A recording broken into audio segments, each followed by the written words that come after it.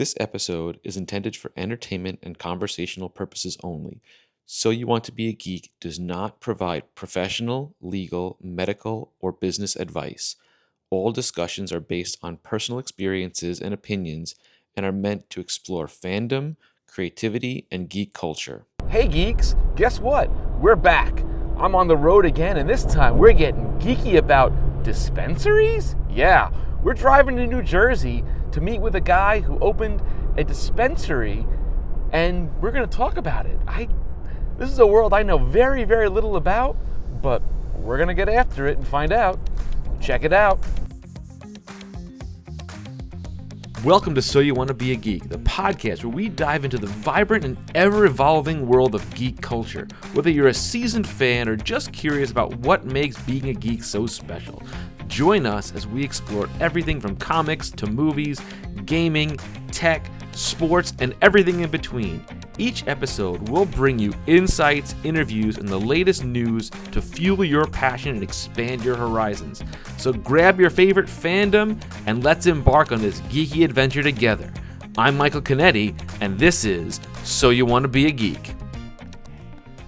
We're here, geeks, in Newton, New Jersey at Bud City to learn a little bit about dispensaries. Let's do this.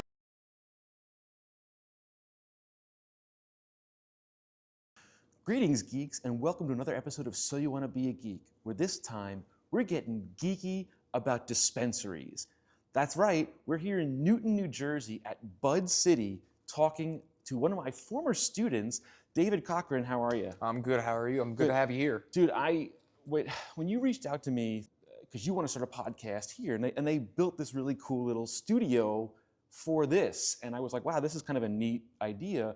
Why don't we do a podcast on my show to help promote your business, as well as kind of give you an insight of how this whole podcasting game works, right? Yeah. So David recently graduated. He was a student of mine about a year or so ago, and you were a creative writing major, right? Yeah, I was. And I knew from right out the gate that he was very intelligent, really cool. He's got a great story and his great personality. And when he told me about this business, and it's a family business, right? Yes, it is. So I was like, I want to know more about this, and I want to know more about you and your family and how this all came to be. So let's dive into this. So it's 2025. I saw on the outside that the company was established in 2023. Right. How did that all come to be? Well, first of all, I appreciate all the praise. When I reached out to you, I wasn't even positive you remembered me, so I was happy to hear all that. I never assume anything of myself in that regard. But it started way back when it went recreational at first, back in 2022. We started looking. It kind of goes way back to my dad, Dan, who used to be a big wig in terms of real estate in the corporate realm. He was vice president of real estate for companies like Ralph Lauren, Carter's, Van Heusen. And his last job at Carter's, he was working in Georgia. He was actually every week flying back and forth Monday and Thursday to Georgia because he wasn't willing to upend the family for him, because he's seen people in his field make that mistake.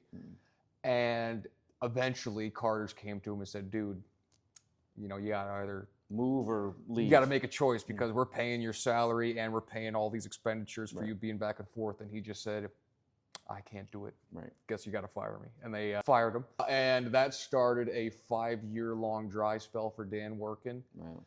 And when it went recreational, Dan was just sitting down with himself, and he said, I've been in charge of tens of thousands of stores for all these different companies. I've been everybody else's slave in a certain sense in terms of what they expect of me.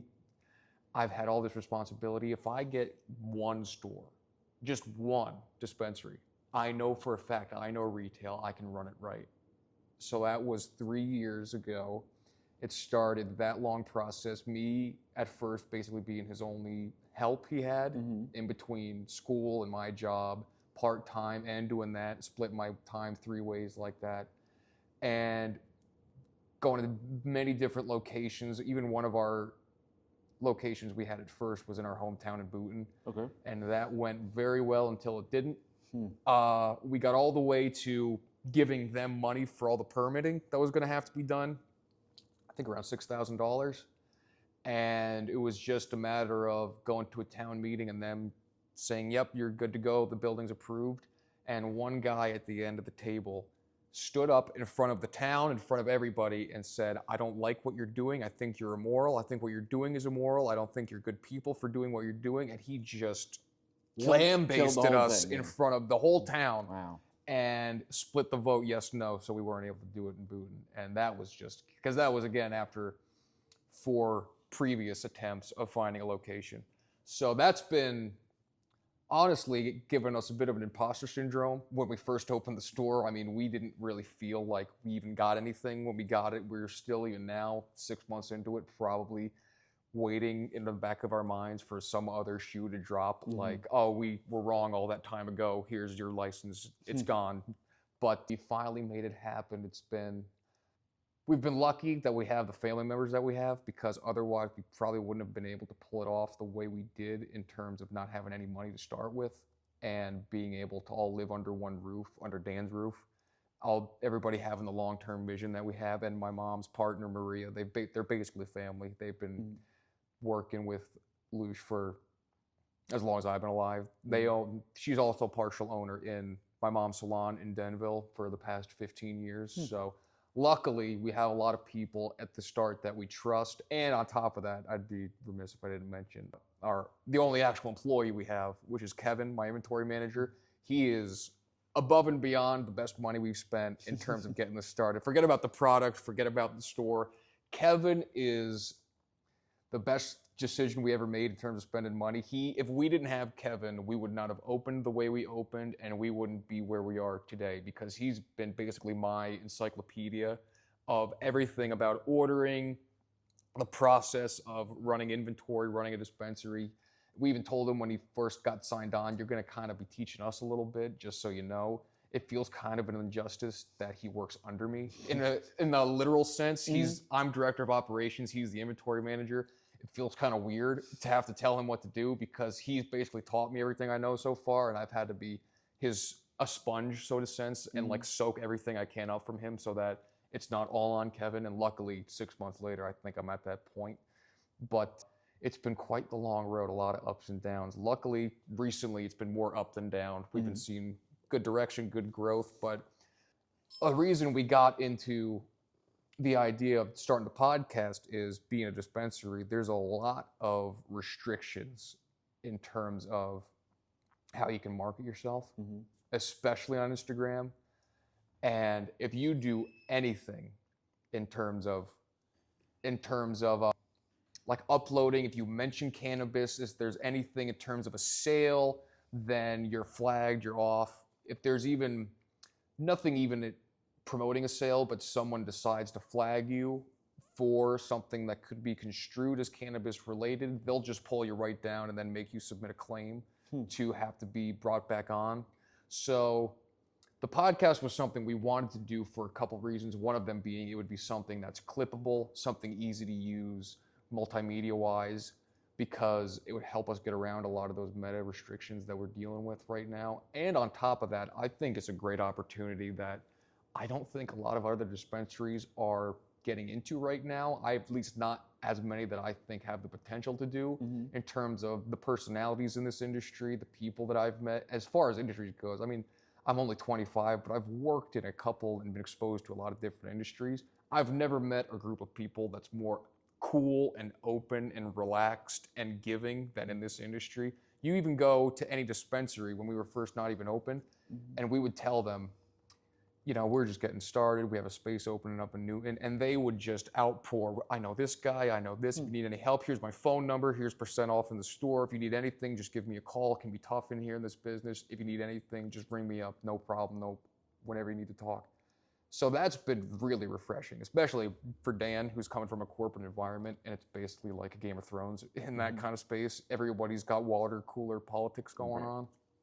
And I've been, hands on the ground growing up watching him go through all that. So I think he's kind of relieved to be his own boss and to kind of not have that kind of same toxic pool to be swimming in and day out, and actually be happy what he's doing and enjoy what he's doing. So I'm excited about it. I'm excited to get the podcast up and running. I'm glad you came out to help show me the ropes, giving enough, like I said, to come up here and do your episode with me. Yeah, listen, I was excited about the opportunity. I'm just fascinated because I don't know anything about this entire industry, let alone, marijuana in general. I don't know anything.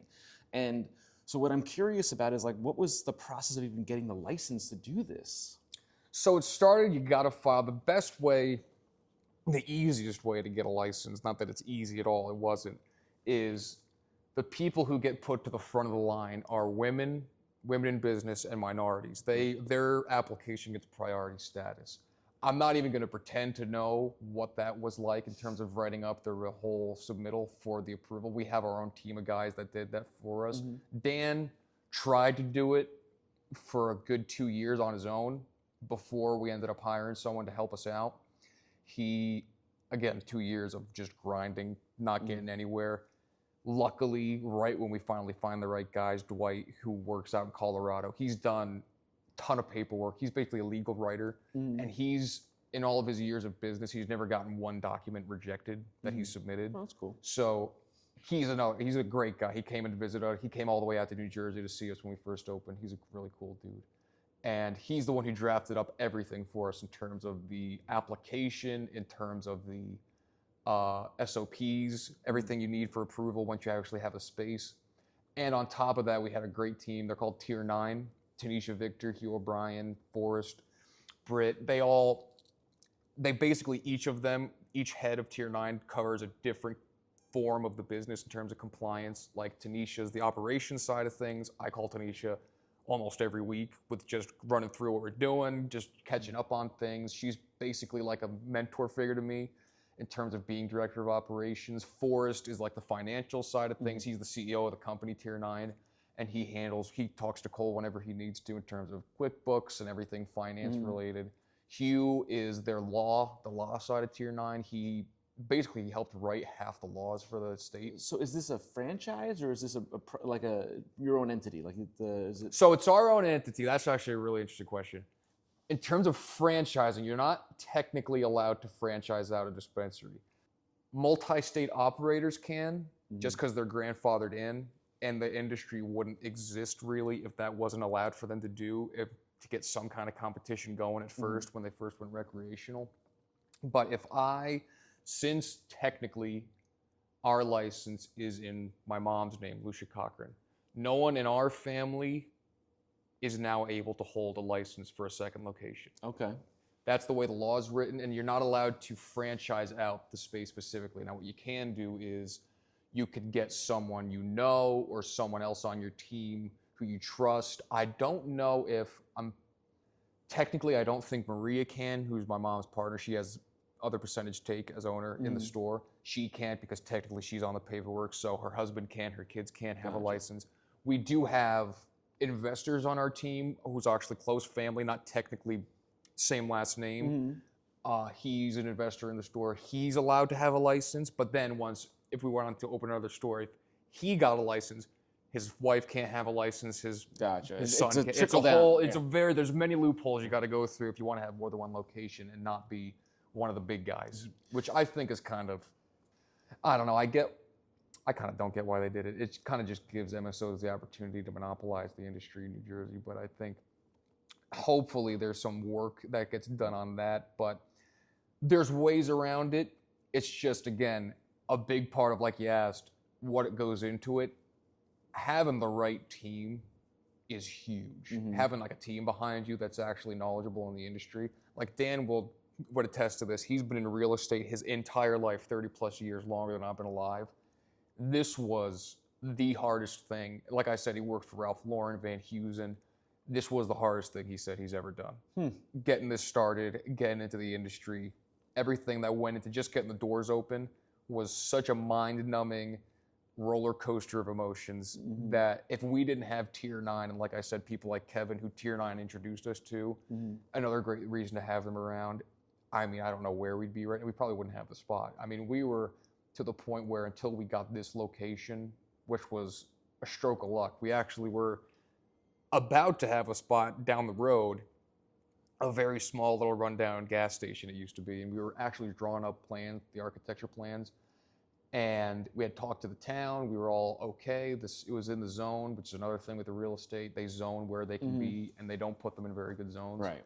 So we finally got a good spot right on 206, and we're writing up the architecture plans, and our lawyer just reaches out to Dan and goes, "I don't think you're in the zone." Dan was like, "What are you talking about? I've got emails from the town telling me you're approved. This is okay. You're in the zone." He goes, the guy came back. "I'm just letting you know you might want to talk to somebody because from what I'm looking at, I don't think you're in the zone." Oh boy. So he reached out to the town and said, "Hey," and again, this is 3 years of working on this. "We just want to make sure everything's okay. We just got some disconcerting news from our lawyer. Can we just make like triple sure that we're in the zone? It might sound a little weird. I just want to make sure." And then in an hour of silence, we finally got an email back. It said, "Yeah, we're really sorry. You're not in the zone. I don't know who told you were in the zone. Wow. We just double checked. You're not in the zone." And we were like, at that point, we were like, "What do we do?" "I don't think we're doing this. I mean, this is ridiculous." Right. At this, like, the town told us it's okay, and then out of nowhere, no, it's not okay. So luckily, thank God, the real estate agent we were working with in Newton said, "Look, this space up the road, it's been approved for like 2 years. There's been no work on it. I don't know what's going on up there. This is the owner, the landlord, David Romano. I'll give you his number. Reach out to him. Maybe he can work something. I don't know what's going on, but it's someone to reach out to. I don't think this is a dead end yet." And thank God, we talked to David Romano. He owns Romano ShopRite. He owns like a bunch of ShopRites at ShopRite liquor stores. The story went, he was going to do it himself, and then lo and behold, right when he was about to start construction, his wife just turned around one day and said, "I don't want you to have anything to do with cannabis." So he just started shopping out the space, and we were one of 4 people he was looking at when we got to him. And for whatever reason, he said, I think a part of it was because he saw me at the meeting with Dan, and he is a part of a family-owned business too. His ShopRite company started that way. And he said, "Here's the deal. You don't have your finances, but you have a license. You don't have the money, but you have a license. The other guy I would go with doesn't have a license, But had the money. but has the money. I'm going with you guys. You can have the spot." Just figure out the money part. Yeah. And thank God we have the landlord that we do, because even when we were opening, again, the CRC, the Cannabis Regulatory Commission, who runs New Jersey and runs basically all the cannabis industry, I guess I shouldn't lambaste them too hard because they kind of can control my fate a little bit. But we sent in our paperwork in October, started construction, because in the lease, another reason we got the space was we were willing to start construction under the writing of, should we not get approval, we'll eat the cost of construction. We won't, it'll be in the lease that we're doing it under risk of not getting approved. Right. But we knew we were going to get approved.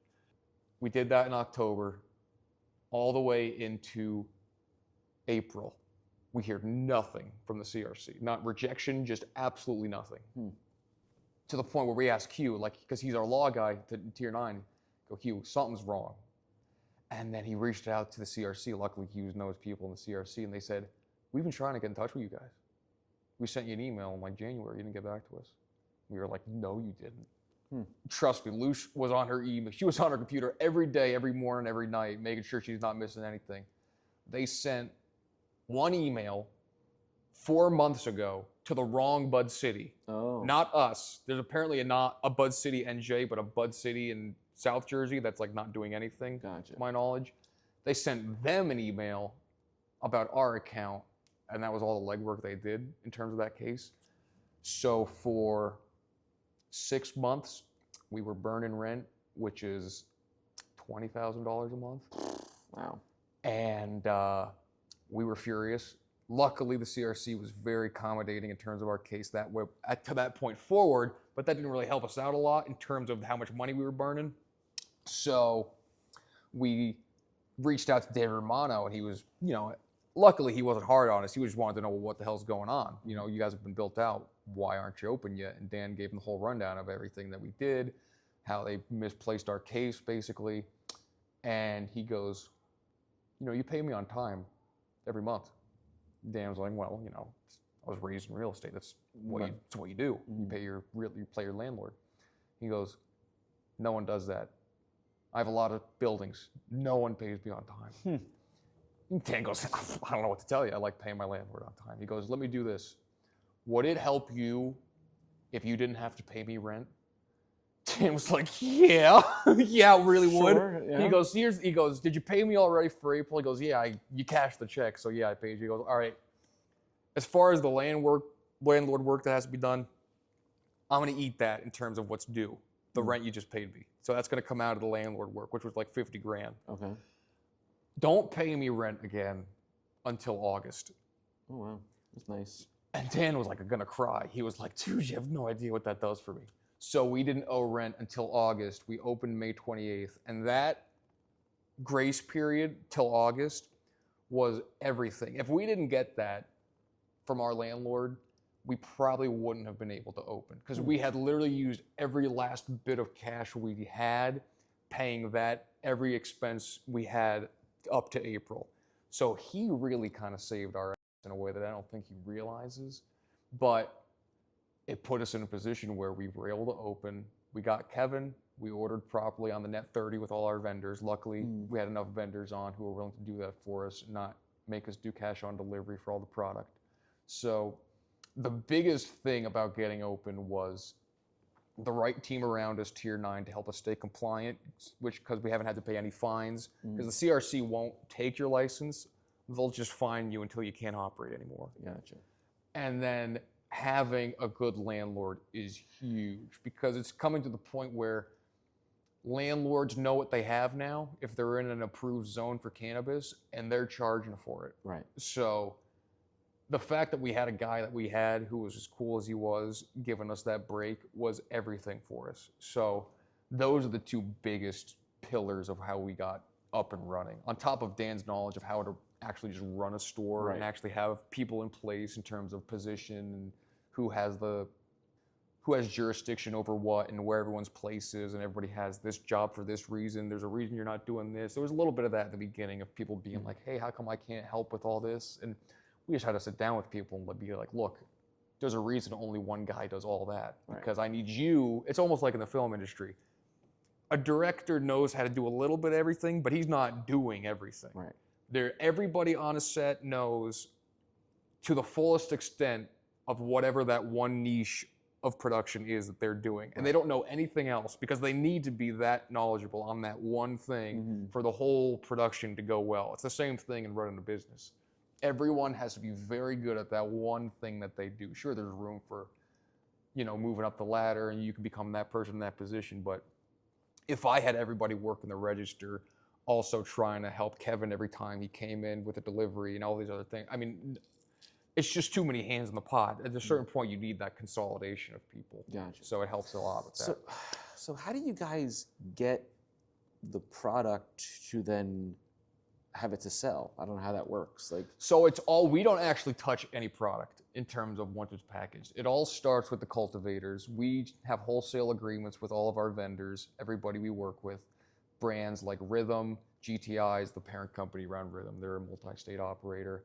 The independent manufacturers, people like Happy Farmer. So they grow the cannabis? They grow it, they package it, they test it. Everything has to be tested. Everything is tested and approved.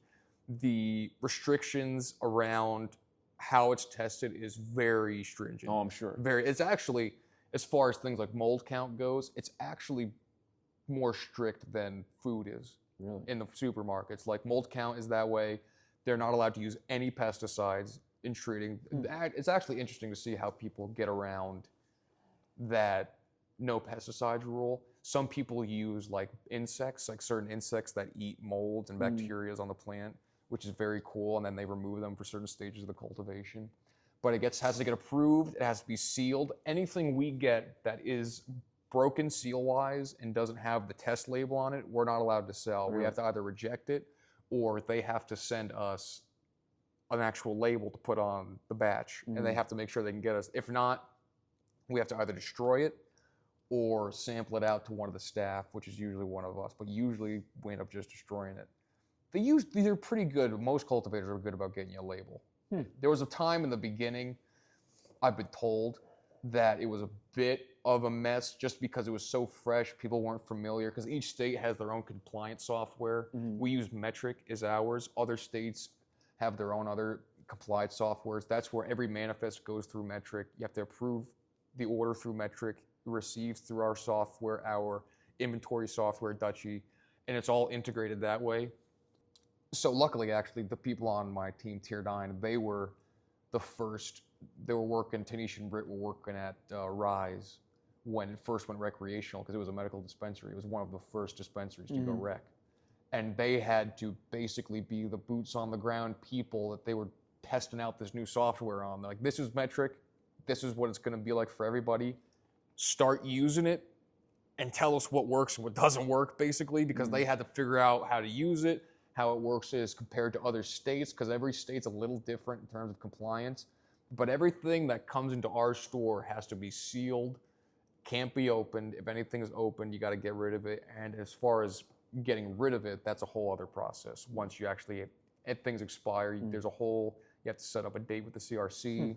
We actually just did it the other day. First time we had to do it. So if a customer wants to come in, do they have to have a medical marijuana card? How does that work? Like, I don't understand. No, they don't have to have we give people incentive if they have a medical card in our store, just because we're aware of the pain in the ass it was to get a medical card way back when, that it feels kind of strange and it kind of sucks for the people who did go through all that to now if there's no reason to have one now because it's recreational. If you're 21 and you have a driver's license or a passport, it's up to our discretion if you accept the passport or not. But as long as it scans on that ID checker on the driver's license and you're 21, you can come in the store and shop. If you have a medical card, we give people 15% off just because it kind of negates the taxes. Right. Gives people a reason to come in and it kind of some kind of justification for the fact that their medical card is worthless now. Because as far as, I mean, way back when, the medical stuff was better than the stuff you got on the street and even stuff you got on the recreational dispensaries when it first opened. But nowadays, the recreational dispensaries, it's just as good as the stuff you're going to get medical. It's all, even if it isn't, it's all being sourced from the same places as far as the medicals for the most part. There's some brands that are just coming back, like Breakwater was medical. They've just gone onto the rec scene, brands like that. For the most part, medical is just a reason, in my opinion, to charge more for it, to say it's medical. But as far as smoking it and the quality of the product, the stuff we have is just as good as medical. So, Can I ask you a personal question? absolutely. So I remember when you were my student, you had written basically a novel or a short story about your own life, and you had some medical issues when you were younger. Right. Did medical marijuana help you in dealing with those things? Is that how this? I'm trying to figure out how the through line of you guys deciding to go into this business came about. Right. So I never had the official medical card because my psychiatrist has a little bit of a hang up around the medical. Obviously, there's a reason for it. There's a bit of a threat to the pharmaceutical industry surrounding medical marijuana, obviously. And she liked to push, if you read my story, she liked to push prescription upon me to a point where it became unhealthy and I almost lost my mind. But it's a funny story. I first experienced marijuana on accident. I used to be extremely overweight. I used to be obese my whole life. And this was way back when I was a freshman in high school. And Cole smoked all the time. And his friends had recently made him cookies with pot in them. I didn't know that they were. So I was never allowed in Cole's room. So obviously every time Cole wasn't home, I was in his room going through. And I found these cookies in one of his drawers. And I started eating them. Oh no. Actually, it was one big bite I took out of one of them. And I was like, this tastes terrible. I swallowed it and I was like, I had a whole half the cookie. And I was like, yuck, I'm not eating those. And I just went about my day. This was like late at night, no one was home, and I was playing Destiny. And in Destiny, there's these reload animations you can do depending on the gun you have. And the one gun I had, if you reloaded the revolver, there was you flip the chamber out, you load the gun back in. I go to reload, and my gun was like frozen in place. And I was like, gosh, my console just crashed. So I go to pull up the menu, I hit the home button, and that came up like real slow. And I was like, what's going on? And I was trying to figure out like what's going on with my Xbox. And as I was doing this, I kept peeking at the clock in my room because I had the Optimum, The I had little cable box. the cable box there, and I was like, it's been 7:30 for like 45 minutes. I was like, really confused. I was like, what's going on right now? And I've started to feel the tremors of when you use edibles, like feeling these waves of like, I don't know what you even call it, like these tremors of like euphoria going down all the way to my toes. And I was like, I think I'm broken. I don't know what's happening. Time stopped. And I realized at that point, time is moving. My game's not broken. Everything's in slow motion right now. And I was like, what the hell is going on? And I started walking around the house. I even called my mom at one point. I was like, I think I'm having a panic attack. I don't know what is happening. And she was like, I'm coming home soon. I was like, you don't have to come home. Because again, I was high. I was like talking to her in a funny way. I was like, you don't got to come home, but I just want you to know something's going on. I'm in some kind of vortex. I'm caught in the ether, and I don't know how to get out of it. That's funny. So I fell asleep real early. I got knocked out, but then I woke up in the morning, and I felt fine. You felt like $1 million. I felt great. And I wasn't like hungover, like the way you feel hungover. Not that I had drinking or anything at that point. So that started my love affair with cannabis. She was my first love, Mary Jane was. And I was interested in it. I didn't abuse it or anything. The way I actually smoked for the longest time was I would slowly, nug by nug, steal from Cole until I had enough to smoke it myself. So I wasn't really buying anything for myself. But the reason I've kind of went more knowledgeable in an actual constructive way into cannabis was I felt a sort of injustice towards it. I was always kind of this way. If I didn't understand something and there wasn't really any justifiable explanation for it, I kind of didn't care if it was against what people were telling me because I understood there's something wrong here. The same thing happened with religion for me when I was 8. And I realized, they don't know. It was when my cat died. It was in the book. I don't know if you read it. But all these doctors were telling me, you know, she's going to be fine. And then the next day we found her dead, like the day of her surgery. I don't know how I made this connection. And I was like, they had science to back up their claim of everything's going to be okay. And they were wrong. Right. All these people I go to every Sunday, they're making all these claims. They're telling me all these things. What do they have to back that up? I don't think they have anything. So I had this real existential crisis at like 8 where I was like, I'm not going to church anymore. They don't know what they're talking about. They're just making this up. I was freaking out over it. And the same thing happened to me when I discovered cannabis, where I was like, okay, because my parents at that point were very against us smoking pot up until they found out I was doing it regularly when I was around a senior.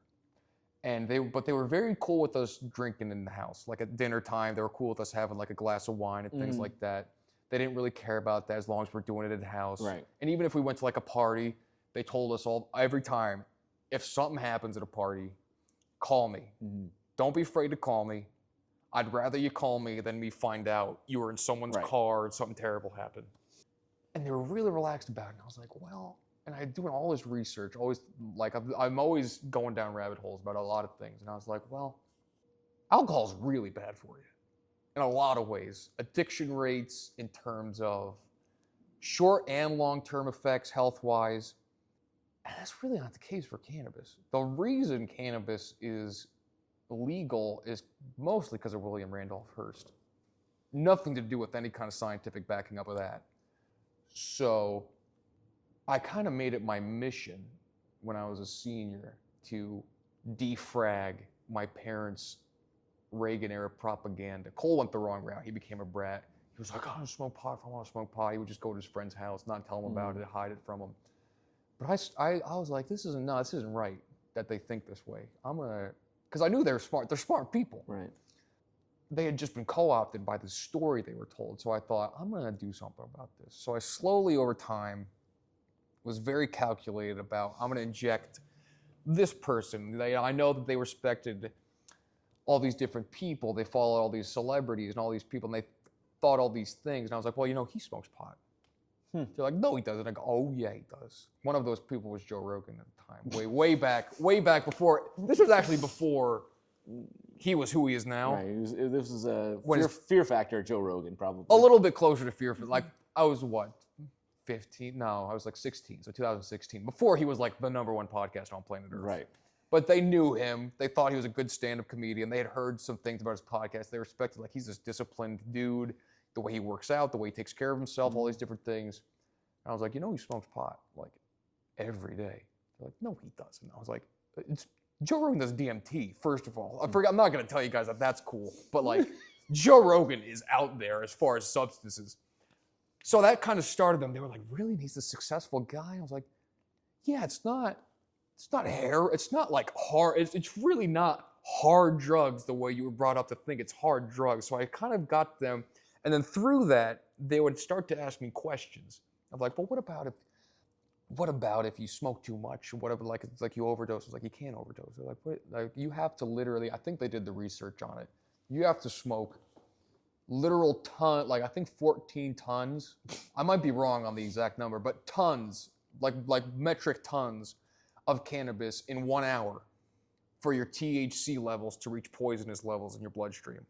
So it's literally, which means it's impossible. No one can smoke that much cannabis or consume that. It's literally, you'd choke to death if you tried to eat that much, or you'd suffocate from the smoke inhalation before the actual THC levels would kill you. It's literally impossible. And in terms of the long-term health effects, I'm sure there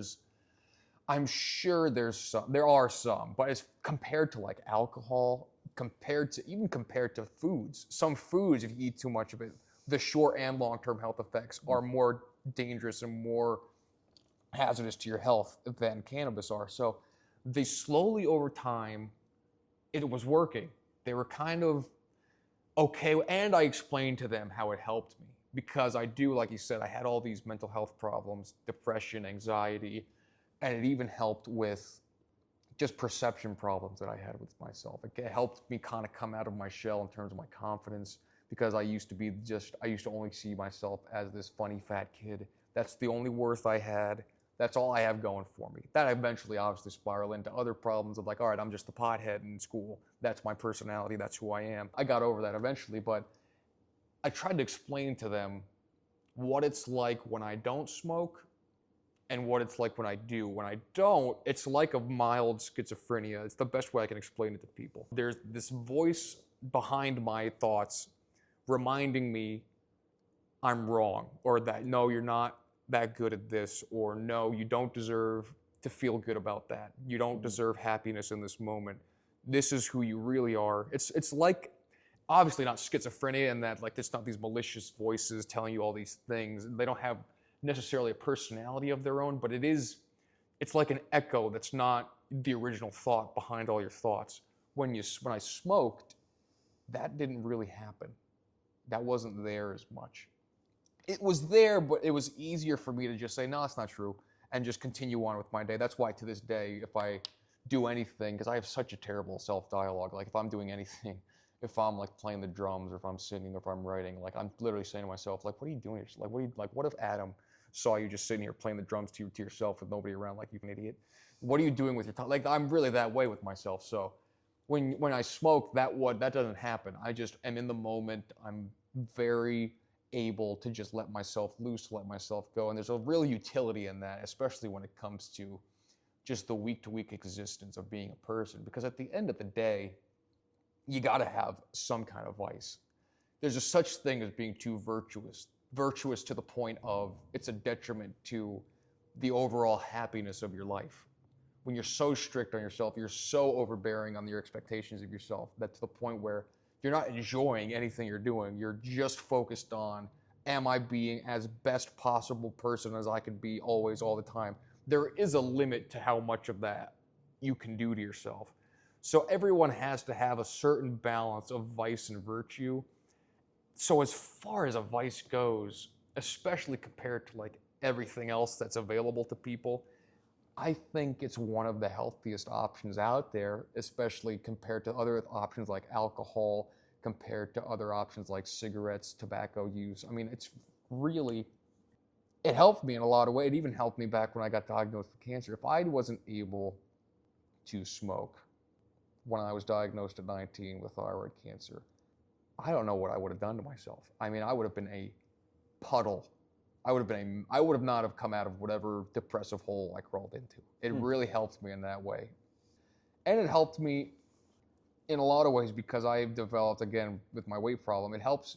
There's just real utility. If you know how to use it, if you're smart, if you're not abusive, anybody can abuse anything. So it's important to know that when you're ever consuming anything. So there's real utility in how you can use it. Like, I use it now as like a tool. I use it before I eat sometimes because I have a lot of anxiety now wrapped up in eating because of how overweight I used to be. Now the way I handled it was kind of incorrect. I starved myself. I worked myself out to the point where I injured myself permanently.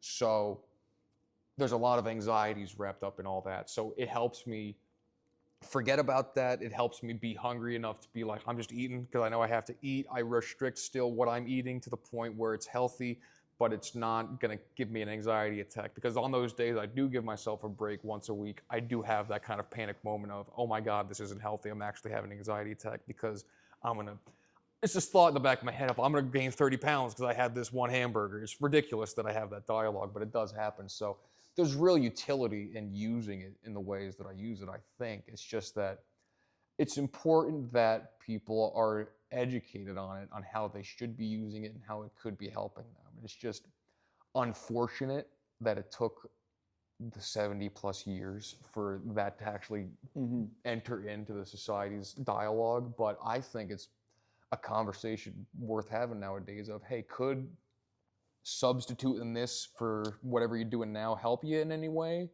I've seen it firsthand how it helps people. Someone close to me, they were going through like real hard alcohol addiction problems to the point where they had to go to rehab. They got clean, they went away, they came home, and they've been able to maintain just smoking. That's all they do is just cannabis, and they don't touch alcohol. They've been good that way for almost a year now. And they haven't felt the need to drink. And they've been able to operate completely. It hasn't affected their lives, their day-to-day.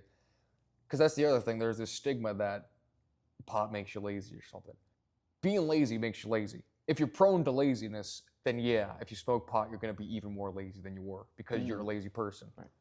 I used to be a lazy person, so I know firsthand that that's not true because I'm not. But you were a lazy person when you were like in your teens and early 20s. Now you're, right. You're 25 and you're a different person. Right. It's a kind of chicken or the egg kind of situation. It's like, are you really lazy because of that, or are you just a kid? A kid. Yeah, I know. It's kind of an impossible question to ask in the moment, but I think years of people who have been quietly lifelong consumers can tell you it's not this demon that it's been made out to be in any way, really. I mean, yes. Let's put it this way. Me even, driving here, I didn't think anything of it. The moment I pulled into the parking lot, I did one of those.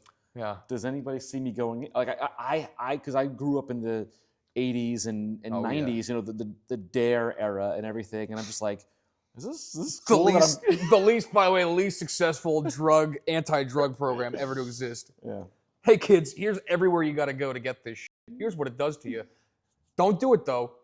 How did they think that was going to go? But yeah, it's funny. I do see customers come in sometimes, and I see that sometimes. Like I can always tell if I'm about to get hit with like all the questions of like, I'm kind of new to this, because they'll come out of their car, they'll either scurry to the door or they'll wait. It'll be like a 20-minute before they come in the door, and it's like, it's okay. Mm-hmm. It's allowed. It's legal. It's accepted. No one's gonna follow you home because you came into my store. But I did see that you have a sign-in sheet for anybody that comes in the store, though. Is that just to know who's coming in? And that's just for people who come in the store who aren't necessarily shopping, but they're going to be in the store for long periods of time. For like every time we get a delivery drivers have to sign in to say that they were there. That's more just for compliance for the CRC. You have to sign. If you're not going to be shopping or buying anything and you're going to be in the store for a long time and you're not badged, you have to sign. Even people who are badged have to sign in if they're in for a long period of time. But like if we have events, like vendors that come in, pop-ups for brands who come in for like 2 hours at a time. Just like you go to a liquor store, they'd have a pop-up of exactly. It's the same way. Like our brands come in, they do their pop-ups. We run promotions on the days of their pop-ups. And they have to sign in, especially if we do events that are going to be like extended period stays in our community room that we have. You have to sign in. We have a lot of different practices that we do. My mom, Lucia Run, who owns the place, she does her own spiritual practice, so we do a lot of that. She does her meditation circles. She does her spiritual work in the store. And anybody who comes in for those classes, they have to sign in first. But then once they sign in, you go into the back room. You're in this for however long the class is, the meditation circle, whatever she's running that day. And then if you want to, we run here and there some promotions. If you want to take advantage of it, we run those promotions coinciding with those events, but you don't have to if you don't want to, because there is some crossover with those kind of people who are into spirituality or more open to that kind of conversation, but we don't want to throw it in anyone's face who's not doing it for that reason. Because she does have enough of a following that people that are like, oh, I just wanted a reading from Lucia. I wasn't planning on smoking pot today. So we do have that. But anyone who's in the store, even like friends who come in, they want a tour of the space other than the warehouse over here, because they're not allowed to be in the warehouse. You sign in behind the scenes then, huh? Oh yeah. You have to sign in. We'll show you around, and anywhere you are, like if you're in the warehouse, you have to be guided by me or anybody else who has a badge, because there is sensitive product in the back. You have to be walked through. So there's a lot of ways to get dinged running a dispensary, which is another reason it's great to have the team that I have, because anytime we do anything, all I got to do is call Tanisha and say, hey, Tanisha, which she's great. I'll talk her ear off for like 45 minutes, and she'll be not trying to get me off the phone. She'll talk to me for however long I talk to her. And all I got to do is ask her, we're planning on doing this. This vendor wants to come in and do this kind of class. What do I need to know in terms of compliance? What are we allowed to do? What can't we do? And she's got all this. She's a rock star. She got all the answers. So they actually have her own gummy brand that we have in the store now, Click. So they're pretty big players in the industry. Yeah. What's the deal with the gummies? I don't understand how that. Like, what do you mean? How do you take pot and make it into a gummy? I don't understand the science behind that, and people do oh, you got to have a sliver of it here. I don't. So slivering. I'm so confused. The slivering comes if you have tolerance issues, or if you have anxiety around, I don't know how much to take. I always tell people, if you don't know how much to take, cut it in half and wait an hour. Always, this is like a big PSA to everybody listening, always wait an hour. I've seen so many stories of people, they take a gummy and then 20 minutes go by and they're like, I'm not feeling anything. And they take 3 more. Oh no. And they are in for a roller coaster ride. They're going on Magic Mountain and they're not ready for it. Oh my goodness. I always tell people, wait the full hour, because it will hit you eventually. Even if you're not sure about how high you're gonna feel, wait, because once you feel, you're gonna be glad that you did. Because most of the time people feel after the hour, they're like, oh, I'm glad I didn't take that other half, because this is not too much, but if I did. I know people that take a gummy or a portion of a gummy just to help them sleep at night, as opposed to taking melatonin or sleep medication and whatnot. So the way you make a gummy, first you got to turn the flour. You take a bunch of flour, and there's different ways to turn that flour into concentrate. You can either just take it after the flour's dried and press it into oil. You literally take the flour and you press it to the point. You make the weed, the leaves into a flour? Or you take, when I say flour, that's just a way to refer to the bud, the nugs. Okay. Right. See, I don't know. I got you. Can't stop me at any point if you're confused. You take that and you press it. You can either use heat, you could use extreme cold to extract the oil out of the plant. And when that oil comes out, that oil, depending on how you extract it, is very potent. Normal THC levels in regular smokable pot, just the flower form of it, usually around 25 to 30 is 25 in the high 20s is considered average. Okay. 30 and up is high, considered high. Concentrates get up to 80s, the 80s in percentages. So Okay. it's strong. And then depending on the form of concentrate, it gets even stronger. If you were to take the plant and before you let it dry, because the way you cure pot, you trim the branches, you hang it upside down, and you let it dry out for an amount of time. That's the way to make regular concentrate, regular distillate. If you wanted resin or rosin, you wait before it's dried, right off the plant, and you freeze it. And then that way, it preserves all the terpenes. Okay. So that preservation of the terpenes is basically the way you explain it to people. THC is like the gas pedal in terms of how high you're gonna get, and terpenes are like the steering wheel that control the direction of the experience you're gonna have. If it's gonna be more sativa, uplifting experience, euphoric, kind of high, more of an indica experience in terms of low energy, sedated in the couch, relaxation kind of feeling. The terpenes, for the most part, are gonna drive that experience for you. So you take the flower, you turn it into some kind of pressed concentrate. Then you take that oil that you get at the end of that, and you do whatever process you have for whatever company you are in terms of the raw mixture is for your gummy in the raw state, and you mix it in with the oil. You mix it all together. Some companies are better than others in terms of the solubility of their distillate in their oil, in terms of how it breaks down with the mixture of gummy that they're making. Okay. Which is why sometimes people will experience like a bizarro effect with their gummies. Like if you were to cut it in half, you think, oh, it's a 10 milligram gummy. If I cut it in half, I'm only getting 5 milligrams. Since you're dealing with oil, it could be, there's bubbles of it concentration. could be another side. So sometimes when you cut a gummy in one half, half could be more gummy than exactly. Gotcha. So they think they're taking 5 milligrams, and really the last time they took it was only like 2. And then all the rest of that milligrammage is in that other half of the gummy. So they think they're along for the same ride. They take that other half and they're like, what's wrong with me? They're like, I thought my tolerance was supposed to go up. I don't know what's happening to me. So that's why people experience that. So everybody has their own way of dealing with that. Some people use a certain method of the way they manufacture it that makes it a little more soluble. So you're more guaranteed in the distribution of the concentration that you're dealing with. But gummies are a whole bag of worms. I don't love gummies just because they don't really react well with me, and it's just such a commitment to a high. Like it's like a 3-hour long commitment in terms of when it finally hits you. It takes like another hour for it to peak, if not more, and then it kind of takes another full hour for it to really wear off, and then for you to come back down to earth.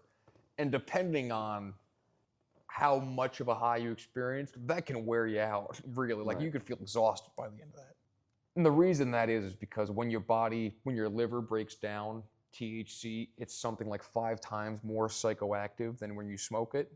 So that's why people say, I don't know why I can't take gummies, but I can smoke as much as I want. That's the reason why. Because just consuming it is a more bordering on psychedelic, depending on how much you take. It's almost like if you take like a big mega dose of THC, it's borderline close to like psychedelics. Not quite the same experience, but it's not a far cry from it. So gummies are great. We have a lot of gummies that are good for first timers that are like ratio gummies, and that each gummy is like 20 milligrams of CBD and only 1 milligram of THC. So you could take the whole gummy and it's like a glass of wine. It's really like the same level of high, but it really is such a whole bag of worms when it comes to consuming cannabis, the different ways you can do it. And then as far as the way these companies are now, there are a lot of weird science going into making things with cannabis. Like there's a 1906 is like a pill. They take it into a pill, and there's this nano absorption technology that goes into it that bypasses the liver, because some people can take hundreds of milligrams of THC and not feel anything, because there's a certain enzyme in your liver that does the breaking down of the THC. Some people don't have that enzyme. So if you don't have that enzyme, because that's what's causing the high, it breaks that down, which releases psychoactive agent. So 1906 bypasses the liver, so it goes straight into your bloodstream. So it helps people who have that weird tolerance, who maybe are really just they've been advised not to say anything by their doctors, but they have this problem. I've tried gummies. One, it's mild, and it hits quicker because it bypasses the liver. Not only does it hit you like a lot faster, like as opposed to like the hour-long wait you have. So it's really a whole world of science and experience and knowledge that goes. It's why I think it's important for people, because if you just go to like a CBD store and they just throw anything at you, because there's no regulation around it, they can give you like 1,000 milligrams. Right. To the unknowledgeable, that's gonna freak you out if you're not ready for it. So we always try to educate everybody how it's gonna do to them, if ratio gummy, what that ratio of non-psychoactive is gonna do for you. We can't tell them exactly this is gonna do this because we're not doctors, so legally we heavily recommend in that way. We have to be careful about how we tell people in that way. But it's real important to go to someone about, because at the end of the day, we're not selling shoes. You know what I mean? We are, as much as I love it, we are selling something that has a psychological effect on people. So there is a bit of responsibility. I couldn't have wrapped that up better than how you just put that. That was like right on the money. So David, where can people find you guys on the web, location, social media, all that stuff? So website is budcitynj.com. That's our homepage. You'll come up to all the deals we're running on there. We have articles, we have blog posts, we have a list of all of our events, all of our promotions going on for that week to week. You can go and order on there. You can see our full menu on there, our website. And then as far as social media goes, there's Bud City Newton. That's our Instagram page. Everybody goes on there. We try to post there a few times a week. When you come in the store, I'd recommend signing up for the loyalty program, because then that little package, you get everything for the week as far as discounts that are going to be going, promotions, events, pop-ups for the month. Well, guys, I got quite an education today. I am blown away. I mean, your knowledge and just I love that it's, a family business. You guys are growing this together, and it's been such a journey just to even get here. So, I wish you guys the best of luck. This was wild, guys. Listen, if you want to check out more of our content, you go on our Instagram or TikTok. It's SYWTBAG. That's SYWTBAG. And you can go to our YouTube channel and follow us. Check out all of our back episodes. Until next time, everybody, stay geeky. Bye for now.